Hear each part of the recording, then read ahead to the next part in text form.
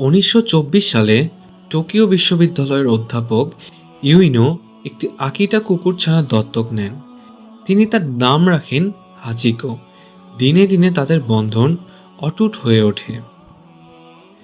প্রতিদিন সকালে হাচিকো তার মালিককে শিবুয়া স্টেশনে নিয়ে যায় এবং সন্ধ্যায় স্টেশনে গিয়ে মালিকের ফেরার অপেক্ষা করে। একদিন হঠাৎ করে অধ্যাপক কর্মস্থলে মৃত্যুবরণ করেন, কিন্তু হাচিকো তা জানে না। সে প্রতিদিন স্টেশনে অপেক্ষা করতে থাকে। দিন কেটে যায়, যায় মাস, বছর।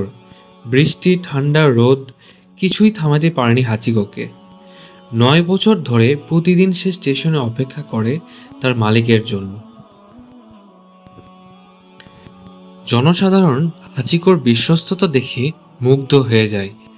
কেউ তাকে খাবার দেয়, কেউ হাচিকোকে নিয়ে গল্প লেখে। হাচিকোর কাহিনী ছড়িয়ে পড়ে। এরপর হাচিকো হঠাৎ মৃত্যুবরণ করে।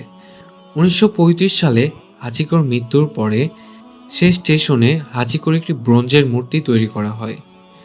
লোকেরা সেখানে এসে ভালোবাসা ও শ্রদ্ধা জানায়। আজও জাপানে হাচিকোর গল্প শিশুদের শেখানো হয়। তার মূর্তিটি আজও রয়েছে এক চিরন্তন বিশ্বস্ততার প্রতীক হয়ে।